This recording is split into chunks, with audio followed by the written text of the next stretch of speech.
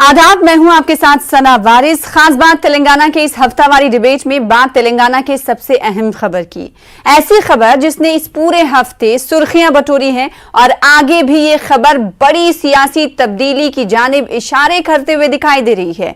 जी हां, हम बात कर रहे हैं तेलंगाना के वजीर आला केसीआर की जानिब से की जा रही अहम पेशरफ्त की।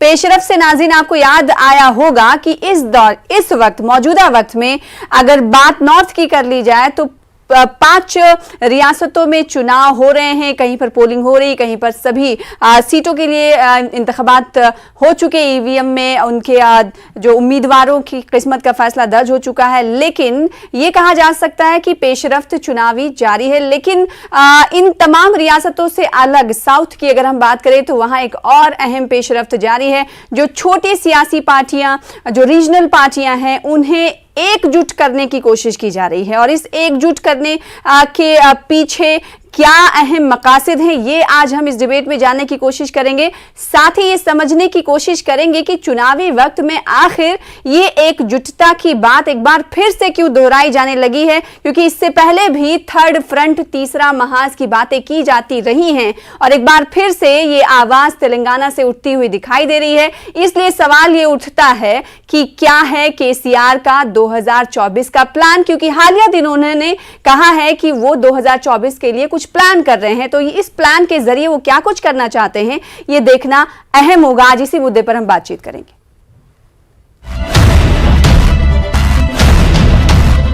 केसीआर ने सुपारी उठाया मोदी से, पूरे राजनीतिक पार्टी की एक करता हूं, नरेंद्र मोदी जी को हटाता हूं।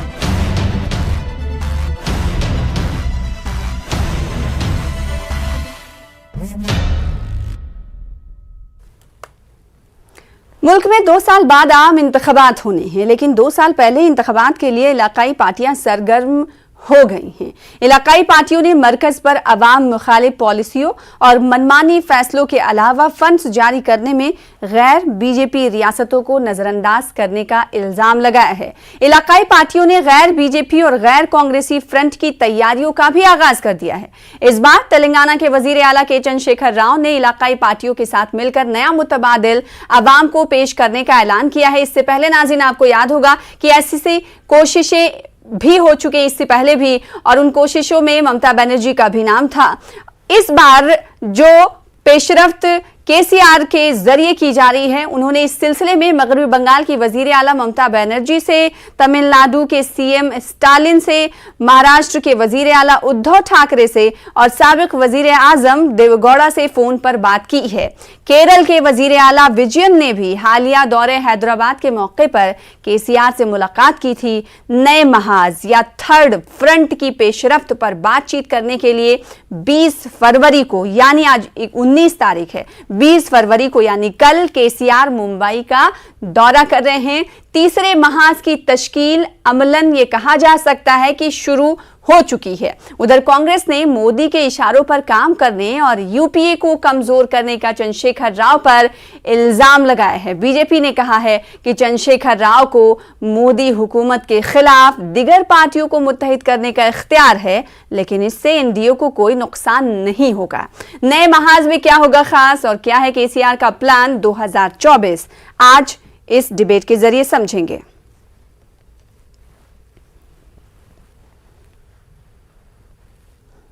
तो कई खास मेहमान हमारे साथ होंगे इस डिबेट में बातचीत करने के लिए, जिनसे हम समझने की कोशिश करेंगे और खासकर टीआरएस से जानने की कोशिश होगी कि चुनावी वक्त में जब कई रियासतों में चुनाव हो रहे हैं तो उस चुनाव के दरमियान केसीआर की तरफ से जो बातें कही जा रही हैं, इसके क्या माने निकाले जाएं। जो 3 मेहमान आप इस वक्त टीवी स्क्रीन पर देख रहे हैं, सबसे पहले उनका तारुफ करा दें।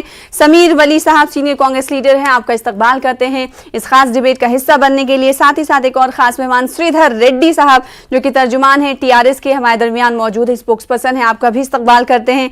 और एक और खास मेहमान भारतीय जनता पार्टी से ताल्लुक उनका है, जिनका नाम है हनीफ अली, जिन्हें आप टीवी स्क्रीन पर देख पा रहे हैं। आपका भी वेलकम करते हैं इस खास प्रोग्राम में जिसका आप हिस्सा बन चुके हैं। समीर वली साहब हैं, श्रीधर रेड्डी साहब हैं, हनीफ अली साहब हैं, तीनों मेहमानों का खास तौर पर शुक्रिया। सबसे पहले श्रीधर रेड्डी साहब, मैं आपके पास आना चाहूंगी।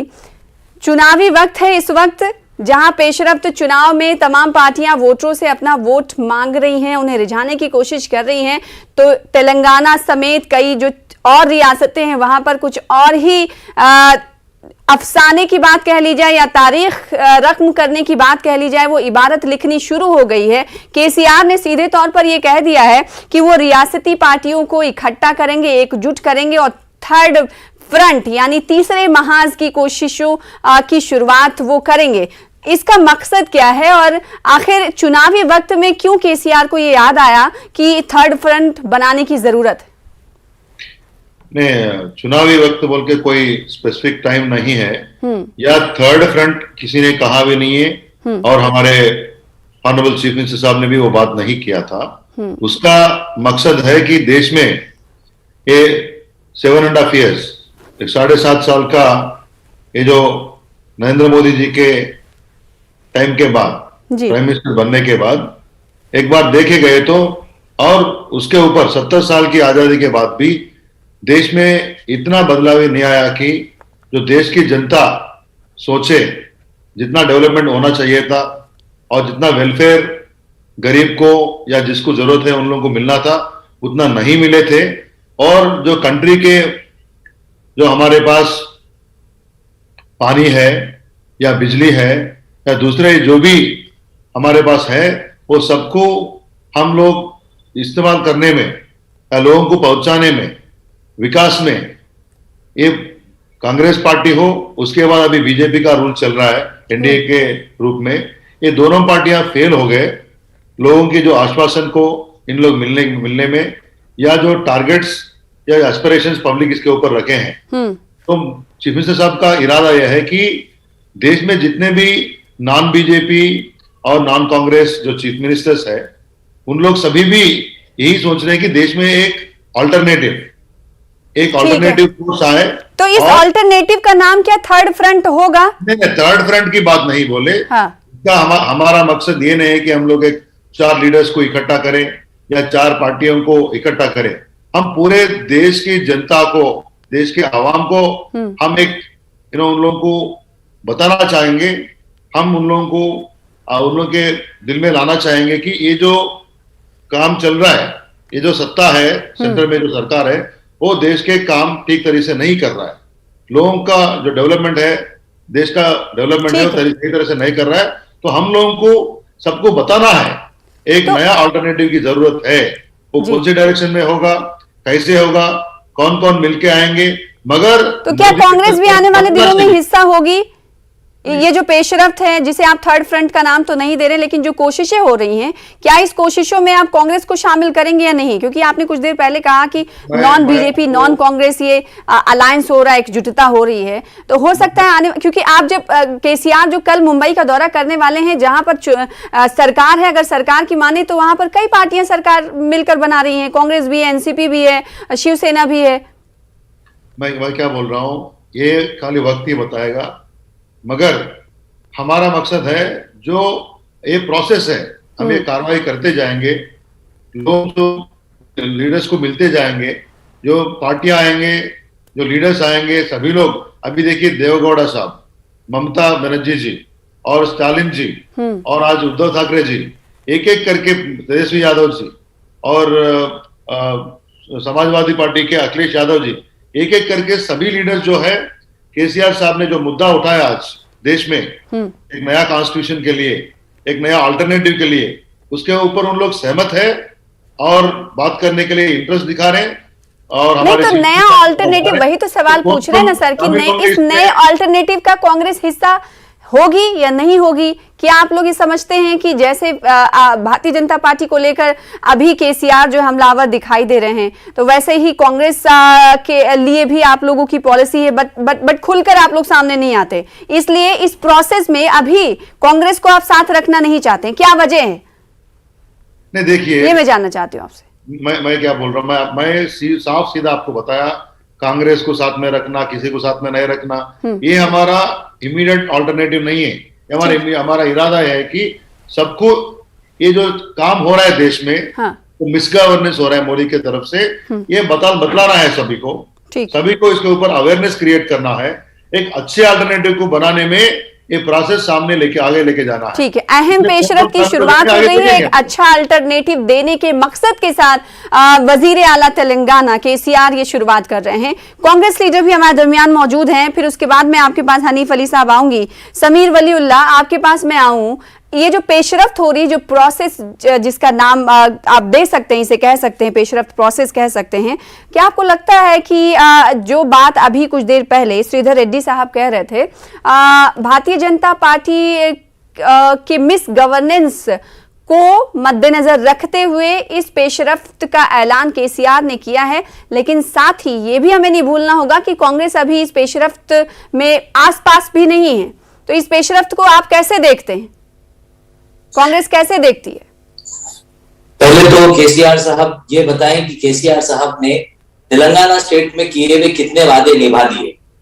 जैसे 12% रिजर्वेशन, आपका वक्फ बोर्ड को जुडिशियल पावर, जॉब्स का पेंशन, नहीं आप सुनिए पहले, जॉब्स का पेंशन, जितने वादे किए वो सबके तो पर झूठे साबित हुए।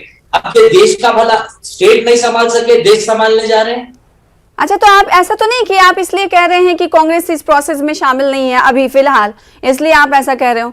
अगर हो सकता है कि दावत केसीआर दें साथ में चलने की, तो आप जाएंगे इस प्रोसेस का हिस्सा बनेंगे? जाएंगे, क्योंकि अभी ये जो फ्रंट बनाने जा रहे हैं कांग्रेस के अलायंस, कांग्रेस के दोस्त पार्टियों के पास ही तो जा रहे हैं। बीजेपी की कौन सी अलायंस पार्टी के पास ये गए और ये बोले कि ये एक फ्रंट बनाना है? किस बीजेपी के अलायंस चीफ मिनिस्टर के साथ इनकी मीटिंग हुई? सारे जो पार्टी कल भी अगर ये बॉम्बे जा रहे हैं तो शिवसेना आज कांग्रेस के साथ, एनसीपी के साथ मिलकर गवर्नमेंट बनाई हुई है।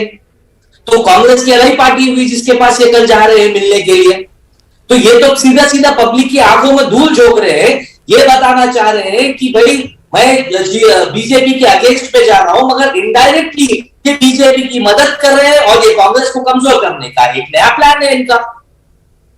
अच्छा, तो इस प्रोसेस में कोई दम नहीं दिखता है कांग्रेस को, और ये लगता है कि कोई दम नहीं है इस प्रोसेस पे।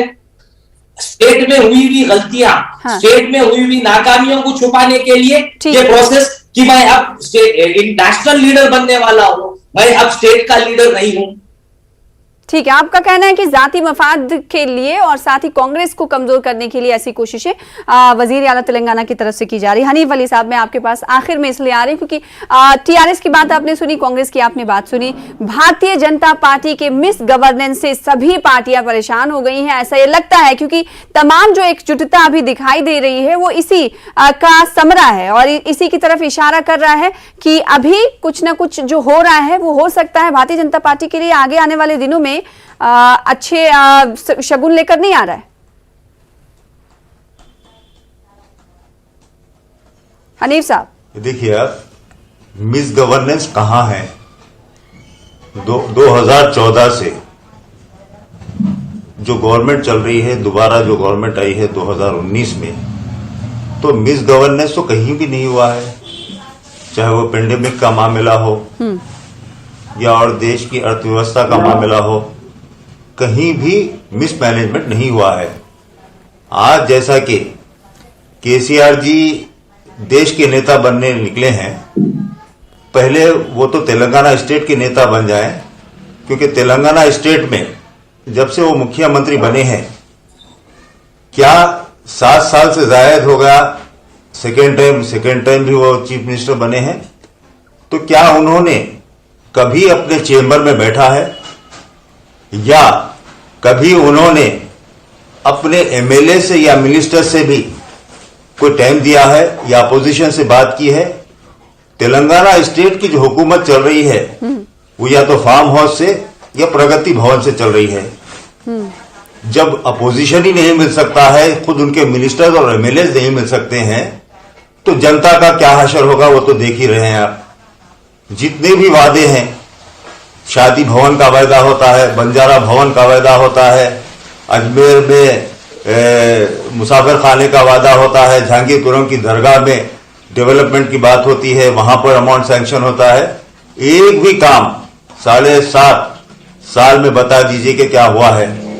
बल्कि चूंकि मैं एक सेंट्रल वक्फ काउंसिल का मेंबर हूं, मैं ये बात कहूंगा कि आज तेलंगाना स्टेट में वक्फ प्रॉपर्टीज पे जो कब्जा हो रहा है उसमें मैक्सिमम टीआरएस के एमएलए इन्वॉल्व हैं चाहे वो मौला अली का एरिया हो, चाहे वो मलकाजगिरी का एरिया हो, या फिर अभी आपने देखा है 1600 चिल्लर एकड़ जो हुसैन शाह वली की दरगाह की जमीन का मसला है, तो उसमें भी तेलंगाना स्टेट गवर्नमेंट का, जबकि सीएम साहब असेंबली में बयान देते हैं कि हुसैन शाह वली की दरगाह की जो प्रॉपर्टी है वो हवाले करेंगे, तो वही नहीं कर सके, बल्कि वो अपनी मफाद में यानी सुप्रीम कोर्ट में वो केस जीत लिए हैं। जो भी हुआ है खैर वो उसमें अपील में वोट जाएगी, लेकिन मेरा ये कहना है कि पहले तो वो स्टेट के लीडर बने। जब स्टेट के लीडर नहीं बन सकते हो तो देश के कैसे बनेंगे?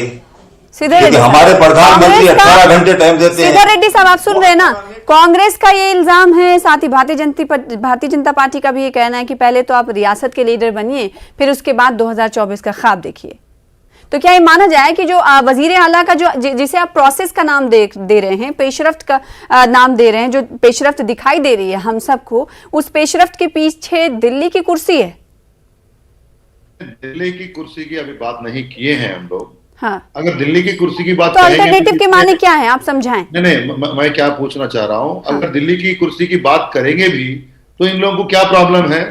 अगर कोई साउथ इंडियन स्टेट से या तेलंगाना से कोई, तो वो तो आपको कह रहे हैं कि आप पहले तेलंगाना स्टेट में सही हुक्मरानी करिए, फिर उसके बाद ख्वाब दूसरा देखिए। मुझे बात करने दीजिए कि अगर हमारा चीफ मिनिस्टर अगर कहेंगे कि कोई अगर नेशनल लेवल पे हम लोग अगर काम करना है, इन लोगों को क्या प्रॉब्लम है? इन लोगों का ये सोच ही गलत है कि कोई तेलंगाना या कोई साउथ इंडियन चीफ मिनिस्टर का, south Indian leader prime minister बनने में इन लोगों का ये थॉट प्रोसेस है, इन लोगों का ये सोच है जो गलत सोच है, गिरी हुई सोच है कि ओनली नॉर्थ इंडियन या कोई हिंदी भाषी ही प्राइम मिनिस्टर बन सकता है।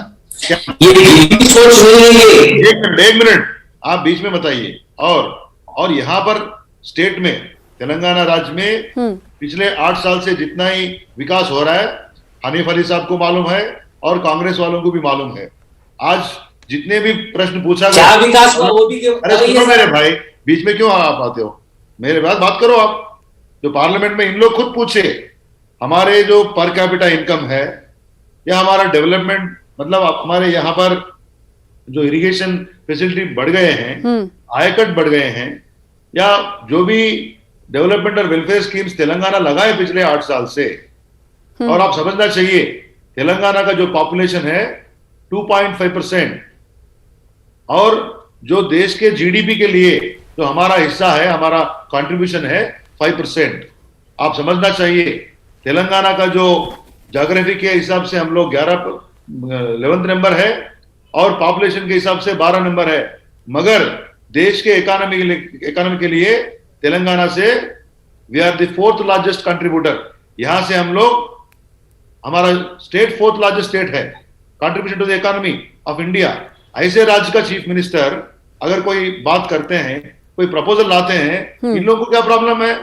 कांग्रेस यहाँ पर दिन ब दिन घटते जा रहा है और यहाँ पर भारतीय जनता पार्टी को कोई काम ही नहीं है, कोई देखने वाले नहीं है, और पूरे देश में बीजेपी के खिलाफ हर दिन आवाज बढ़ते रहा। ठीक है, तो हम लोग एक नया, ठीक है, आप इसी बात पर बीजेपी के खिलाफ हर दिन लोगों में आक्रोश देखा जा रहा है जी। तो जब बीजेपी के खिलाफ आपको लड़ना है तो आप कांग्रेस जो सबसे पुरानी पार्टी है उसे क्यों साथ नहीं ले रहे हैं?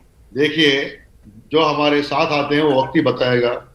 हम खास करके कांग्रेस को, इसको ने, जो लोग बीजेपी के खिलाफ, जो बीजेपी के सरकार के खिलाफ, तो कांग्रेस तो है बीजेपी के खिलाफ, जो लड़ना चाहते हैं, लेट देम कम फॉरवर्ड।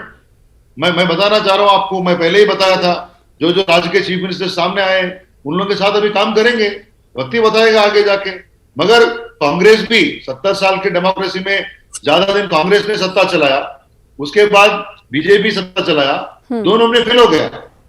दो सरकार जो कांग्रेस और बीजेपी जो चलाए, उन लोग देश से जनता का जो एस्पिरेशंस है, तो उन लोगों का मुद्दा है, ये कोशिशें एक अल्टरनेटिव के तौर पर की जा रही हैं। भारतीय जनता पार्टी को सामने रखकर, उनके मिस गवर्नेंस को सामने रखकर की जा रही है, लेकिन कांग्रेस को इसमें शामिल नहीं किया जा रहा है। कांग्रेस के हवाले से तमाम जो सियासी जानकार हैं उनका ये कहना है कि अभी कांग्रेस जिस मौजूदा स्थिति में है, उन्हें पॉलिसी और स्ट्रेटेजिक चेंजेस लाने की जरूरत है। हनीफ अली साहब भी हैं और साथ ही समीर वलीउल्लाह है। समीर वलीउल्लाह, क्या आपको नहीं लगता कि जब भारतीय जनता पार्टी से लड़ने की बात टीआरएस कह रही है तो कांग्रेस को भी एक कदम आगे बढ़ाना चाहिए, क्योंकि सबको तो लड़ना एक ही फासिस्ट ताकत से, जिसे आप बीजेपी को मानते हैं आप, तो इसमें अलग थलग क्यों है फिर आप? देखिए, कांग्रेस एक नेशनल पार्टी है और बीजेपी की एक ऑपोजिशन पार्टी है, और कांग्रेस ये पूरे इंडिया में बीजेपी के अगेंस्ट में ऑलरेडी लड़ रही है। तो कांग्रेस को जाके एक टीआरएस जैसे स्टेट की छोटी सी पार्टी के साथ जुड़ना जरूरी नहीं है। कांग्रेस तो अपना नेशनल लेवल पर लड़ रही है, और ये केसीआर साहब बार बार भूल जाते हैं। अगर सब साथ आ जाएंगे तो मजबूती आपको लगता नहीं कि और बढ़ेगी? कांग्रेस जितने बीजेपी के अपोजिट पार्टीज है वो तो कांग्रेस से ऑलरेडी जुड़े हैं, ऑलरेडी बीजेपी के अगेंस्ट वाले पार्टी जुड़ के कांग्रेस के साथ कहीं ना कहीं तो गवर्नमेंट बनाए हैं। नहीं तो कांग्रेस इस अमल से बाहर है, तो फिर क्यों बुरा लग रहा है? जो कोशिशें केसीआर अगर कर रहे हैं तो कांग्रेस को क्यों बुरा लग रहा है? कांग्रेस को केसीआर साहब की कोशिशों का बुरा नहीं लग रहा है। हाँ। केसीआर साहब जो कांग्रेस को कमजोर करने की कोशिशें कर रहे हैं उसमें कांग्रेस को बुरा लग रहा है। ये गलत बात है। मैं बोलना चाहता हूँ। हाँ, जल्दी आपका कमेंट। हाँ, मैं अपने जो सामने जो बैठे हैं, मैं नाम भूल गया, समीर साहब, कांग्रेस को अभी किसी को वीक करने की जरूरत नहीं है। कांग्रेस खुद वीक है अभी, देश में कम से कम अपोजिशन नहीं बन सके आप। और आज तेलंगाना में आपका वर्किंग प्रेसिडेंट जो एमएलए है उन्होंने बाहर निकल गए। आप लोगों का हालात ये है, और उत्तर प्रदेश में इतने बड़े राज्य में आपके साथ अलायंस करने के लिए कोई सामने नहीं आया। आपका परिस्थिति आप नहीं समझ रहे हैं, और वही ऊपर शेरवानी अंदर परेशानी की बात कर रहे हैं आप। मैं क्या बोल रहा हूं, आज के तारीख में यूपीए या कांग्रेस को कम करने के लिए या वीक करने के लिए, कमजोर बनाने के लिए हमारा कोई कोशिश नहीं रहेगा। आप लोग खुद बसे उसके लिए, आप खुद करेंगे। उस पार्टी को क्या कमजोर करना जो पहले से ही कमजोर है, ये कहना है हमारा जो काम है। और ये देश में एक नया अल्टरनेटिव लाने के लिए, प्रत्याम्नाय रूप में एक अच्छे सरकार लाने के लिए आने वाले दिनों में हमारा इस अल्टरनेटिव का नाम अभी भी नहीं बता रहे। भले ही इससे पहले भी इस तरह की अल्टरनेटिव की शुरुआत की गई है, जिसे उस वक्त थर्ड फ्रंट कहा जाने लगा था और क्वेश्चन मार्क लगा हुआ था। आज भी लग रहा है कि क्या इसको थर्ड फ्रंट या तीसरा महाज कहा जा सकता है या नहीं। कितना कामयाब होगा ये तो पता नहीं, लेकिन ये तमाम जो एकजुट हो रहे हैं एक अम्ब्रेला के नीचे, एक छाते के नीचे जो आ रहे हैं, ये तमाम लोग भारतीय जनता पार्टी के खिलाफ एकजुट हो रहे हैं। हनीफुल्लाह साहब, आपके पास मैं आऊंगी कि ये तमाम लोग जो एक साथ आ रहे हैं वो भारतीय जनता पार्टी के खिलाफ आ रहे हैं। अभी पिछले एक हफ्ते के बयानात अगर केसीआर साहब के देख लें तो वो भारतीय जनता पार्टी पर हमेशा निशाने साधते हुए देखे गए। ऐसे में लगता नहीं कि अब आने वाले दिनों में भारतीय जनता पार्टी से आर पार की लड़ाई केसीआर से शुरू हो जाएगी? तैयार हैं आप लोग? देखिए आप, हाँ ये देखिए, हम तो पहले से ही तैयार हैं, क्योंकि अभी हमारे श्रीधर रेड्डी साहब ने जो बात कही कि तेलंगाना में बीजेपी का वजूद क्या है, तो तेलंगाना में बीजेपी के मेंबर ऑफ पार्लियामेंट 4 इलेक्ट हुए हैं, जिसमें सीएम साहब की बेटी भी हारी है एक सीट से, कविता जी। तो आप अगर उसका रिजल्ट उठा के देखेंगे, out of 119 assembly seats 67 seats में हम मेंबर ऑफ पार्लियामेंट इलेक्शन में नंबर 1 पे रहे हैं, नंबर 2 पर टीआरएस रही है। नंबर 2 बात जो है डेवलपमेंट की बात, शायद यहां किसी को ये बात नहीं मालूम होगी कि माइनॉरिटी, चूंकि मेरा ताल्लुक मिनिस्ट्री ऑफ माइनॉरिटी अफेयर्स से है। नहीं, आप ये बताएं, तो इसमें बहुत सारी बातें हैं जो करने की इसमें जरूरत है, लेकिन हनीफ साहब जो कोशिशें अभी हो रही हैं इससे भारतीय जनता पार्टी के सर पे तो जू रेंगने लगी होगी कि जो कोशिशें हो रही, हो सकता है कहीं ये कोशिशें दिल्ली तक बहुत जल्द ना आ जाएं। सुनिए थोड़ा, नहीं मैडम, मैं एक चीज बोल के फिर आपका जवाब भी दूंगा। बहुत जल्दी वक्त की कमी है ना, इसलिए चाहते हैं कि आप वर्ड टू वर्ड बोलें। तो वो तो तमाम किराए की बिल्डिंग में है। जी देखिए, हम 42 स्कूल्स यहाँ पर ministry of minority affairs PM जन विकास योजना में बना चुके हैं। नहीं, आप ये बताएं जो इस वक्त प्रोसेस केसीआर भारतीय जनता पार्टी के खिलाफ लोगों को एकजुट करने की कोशिश में लगे हुए हैं, इससे भारतीय जनता पार्टी का नुकसान आगे आने वाले दिनों में होगा या नहीं होगा? पार्टी क्या सोच रही है?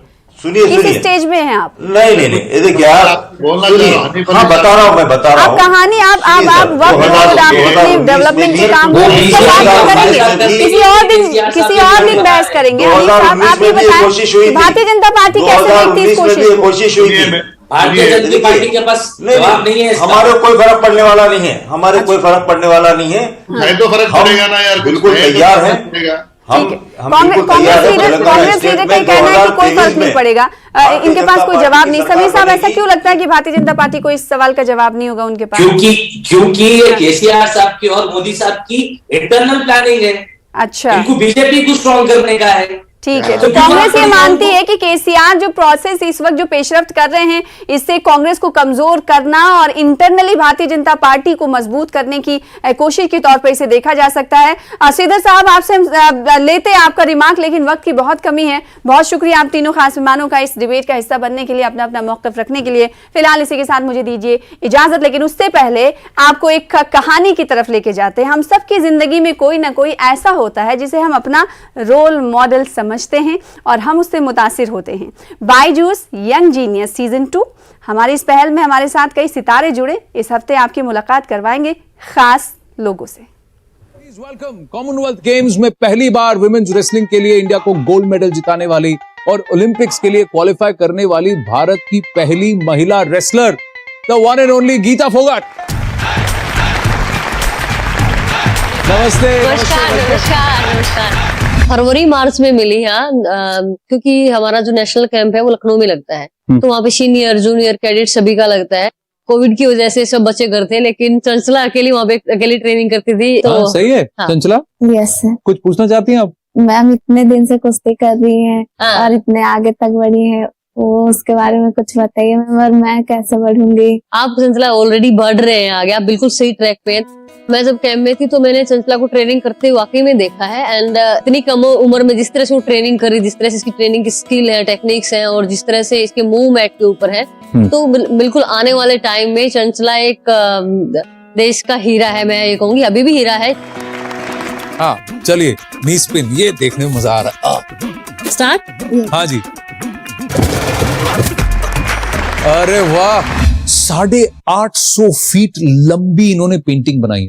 पद्मश्री से सम्मानित हैं। ये हैं the one and only Paresh Maity. Paresh ji is coming there, I am gonna sit right next to you so we can both talk to him. Paresh ji नमस्ते।